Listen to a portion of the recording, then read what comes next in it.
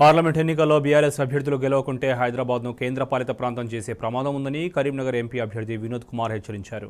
నదుల అనుసంధానం పేరిట బీజేపీ గోదావరి జలాలను కావేరీ నదికి తరలించే కుట్ర జరుగుతుందంటున్న వినోద్ కుమార్తో మా ప్రతినిధి వేణుగోపాలరావు ఫేస్ టు ఫేస్.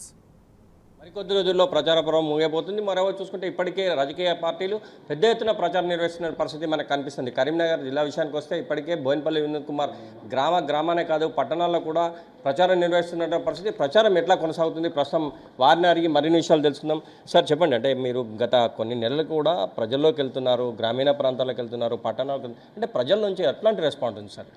ఇప్పుడు ఇది పార్లమెంట్ ఎన్నికలు, శాసనసభ ఎన్నికల్లో మా పార్టీ ఓటమి పాలైన తర్వాత మరి 4 నెలలకు 5 నెలలకు ఎన్నికలు వస్తాయని తెలుసు కాబట్టి విస్తృతంగా మా శ్రేణుల దగ్గరికి నేను పర్యటిస్తూ ఒక నమ్మకాన్ని, నిరాశ నిస్పృహలోనైనటువంటి మా పార్టీ కార్యకర్తల దగ్గరికి వెళ్ళి ఒక ధైర్యాన్ని ఇస్తూ గత 5 మాసాల నుండి నేను విస్తృతంగా పర్యటిస్తున్నాను. కానీ మా మీద ఇప్పుడు అత్యంత బాధ్యత ఉన్నది. ఏం బాధ్యత అంటే ఈ ఏదైతే అభివృద్ధికి గట్టి పునాదులు వేసామో ఆ పునాదులపైన తెలంగాణ రాష్ట్రం కొనసాగించాలి. ఈ ప్రభుత్వం పని చేయడం లేదని యావత్తు తెలంగాణ ప్రజలకు అర్థమైపోయింది. అన్నీ వాయిదా ఇస్తున్నాడు, ఏ హామీని నిలబెట్టుకోడు అనేది అర్థమైపోయింది. ఎందుకంటే రేవంత్ రెడ్డి ఏం చెప్పిండు, ప్రజలు మోసపోవడానికి సిద్ధంగా ఉన్నారు, నేను మోసం చేస్తాను అని అంత గట్టిగా చెప్పిండు. అలాంటి మాటలు కూడా విని ప్రజలు కూర్చోరు, తిప్పి కొడతారు. ఈసారి ఎన్నికల్లో కాంగ్రెస్ పార్టీకి కర్ర వాల్చి వాత పెడతారు. తెలంగాణలో 17 ఉన్నాయి, 10 పైన మేము ఈసారి గెలుస్తాము. లోక్సభలో ఒక గట్టి ప్రతిపక్ష పాత్ర నిర్వహిస్తాము. రాష్ట్ర అభివృద్ధి కోసం ముందుకెళ్తాం. సార్, ముఖ్యంగా చూసుకుంటే తెలంగాణకు గుండెకాయ లాంటిది హైదరాబాద్ను కేంద్ర పాలిత ప్రాంతంగా చేయాలని ఒక కుట్ర జరుగుతున్నట్టు కూడా తెలుస్తుంది. ప్రజలు కూడా పెద్ద ఎత్తున ఆందోళన వ్యక్తం చేస్తారు. అంటే దీన్ని ఏ విధంగా అర్థం చేసుకోవచ్చు మనం?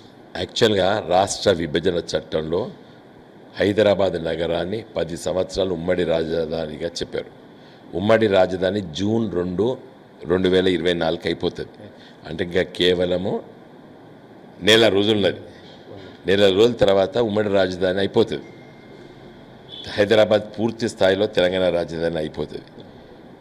అయితే రానున్న రోజుల లోపల చంద్రబాబు నాయుడు శిష్యుడు రేవంత్ రెడ్డి, చంద్రబాబు నాయుడు గిట్ట ఆంధ్రప్రదేశ్లో ముఖ్యమంత్రి అయితే మరి అక్కడ బీజేపీతోనే పొత్తున్నది.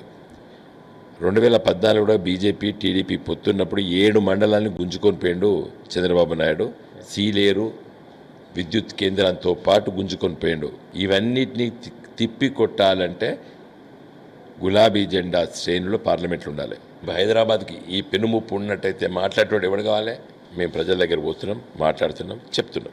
యాక్చువల్ తెలంగాణ ఉద్యమమే నీళ్లు, నిధులు, నియామకాలు. ఇప్పుడు అంటే నదుల అనుసంధాన పేరిట తమిళనాడుకు నీళ్లు, కేంద్రం మళ్ళా దీని మీద ఒక రకమైనటువంటి ప్రయత్నాలు చేస్తున్నారు. దీన్ని ఎట్లా చేస్తారు? ఇప్పుడు గంగా నది జీవనది. భారతదేశంలో 2 నదులు జీవనదులు, ఒకటి బ్రహ్మపుత్ర, రెండోది గంగా నది. ఇవి ఎల్లకాలం 365 రోజులు ప్రవహిస్తాయి.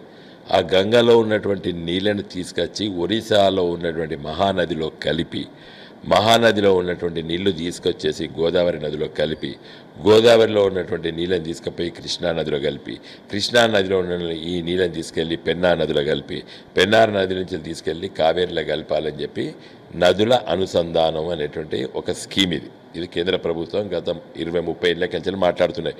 కాంగ్రెస్ వాడున్నా మాట్లాడారు, బీజేపీ వాళ్ళున్నా మాట్లాడారు.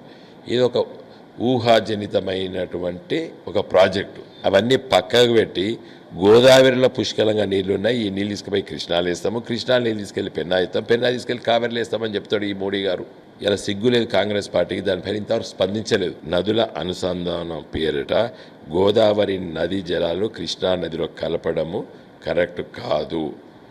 మీరు కలపాలనుకున్నప్పుడు గంగా నీళ్ళు తీసుకొచ్చి మహానదిలో వేయండి, మహానది నీళ్ళు తీసుకొచ్చి గోదావరిలో వేసినప్పుడు తీసుకోబడి మాకు అభ్యంతరం లేదు. కాంగ్రెస్ పార్టీ బీజేపీలకు ఈ సొయ్యి లేదు, ఈ స్పృహ లేదు, వాళ్ళకి ఆలోచనలు కూడా రావు.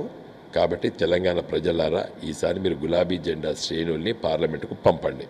ఓవైపు రేవంత్ రెడ్డి బోనస్ ఇస్తామంటుండు, ఆగస్టు వరకు రైతు మాఫీ చేస్తామంటుండు. ఎండాకాలము ఎండల్లో రైతులు నేర్పుతూ మైచేర్పేట వాళ్ళని ఇబ్బందులకు గురి చేస్తుంది. చొప్పదండి కాన్స్టెన్సీ రాగంపేటలో నేను ఒక యువ రైతు ఎండలో ఒడ్లు నేర్పుతూ అక్కడే కుప్పకూలు చనిపోయినట్టు. అంటే ఇట్లాంటివి పట్టించుకోకుండా రాజకీయాలు చేస్తున్నట్టు, ఓవైపు ఒట్లు ఓవైపు తిట్టుకుంటూనే రాజకీయం చేస్తారు. అంటే ఈ రైతుల పట్ల వివక్షత చూపెడుతున్న కాంగ్రెస్ను మరి ఆగస్టులో రుణమాఫీ చేస్తా అంటే నమ్మచ్చా?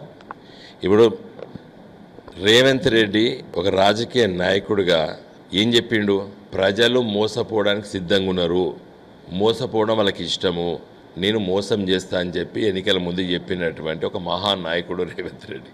ఈ రేవంత్ రెడ్డి గారు వడ్లు కొనడు.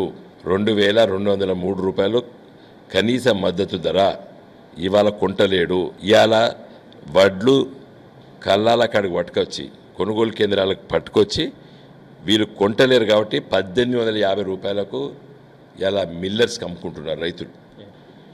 చాలా దురదృష్టం. ఆ రాగంపేట్ల రైతు చనిపోవడం కేవలం వడదెబ్బకు. చాలామంది మహిళలు వడ్లు కుప్పలని అక్కడ రైస్ మిల్లర్స్ కొంటున్నారు. రైస్ మిల్లర్స్ కూడా ఎస్ఎంఎస్లు పంపుతున్నారు రైతులకి, మీ వడ్లు మేము ఇప్పుడే క్యాష్ ఇస్తాం అంటే పాపం 200-300 రూపాయలు పోయినా పర్లేదని చెప్పి రైతులు పాపం ఇస్తారు. కాబట్టి రైతులు చాలా అన్యాయం చేసిండు రేవంత్ రెడ్డి. కరీంనగర్ జిల్లా ప్రజలకు ఏం చెప్తారు సార్? మరికొద్ది రోజుల్లో పోలింగ్ ఉంది. కరీంనగర్ ప్రజలు తెలంగాణ రాష్ట్ర అభివృద్ధి కోసం, కరీంనగర్ పార్లమెంట్ నియోజకవర్గ అభివృద్ధి కోసం పనిచేసేటువంటి వినోద్ కుమార్కి మీరు ఓటేసి గెలిపించండి. ఇది బోయినపల్లి వినోద్ కుమార్ గారు చెప్తున్నట్టు నేపథ్యం. ఏదైనా కానీ అభివృద్ధి చేసే నాయకుడైనట్టు వినోద్ కుమార్కు ఓటు వేయాలి. ఎందుకంటే ఇస్తామన్న హామీలు కాంగ్రెస్ ఏ ఒక్కటి కూడా అమలు చేయలేదు. కేంద్రం కూడా తెలంగాణ పట్ల వివక్షత చూపెడుతుంది. నదుల అనుసంధాన విషయం కావచ్చు, కేంద్రం హైదరాబాద్ విషయంలో కావచ్చు, అంటే మొత్తం మీద తెలంగాణ ప్రజలు కావచ్చు, ఇటు కరీంనగర్ జిల్లా ప్రజలు కూడా ఆలోచించి ఓటు వేయాలని చెప్పి బోయినపల్లి వినోద్ కుమార్ చెప్తున్నాడు. కెమెరా పర్సన్ సుధాకర్తో వేణుగోపాలరావు, టీ న్యూస్, కరీంనగర్.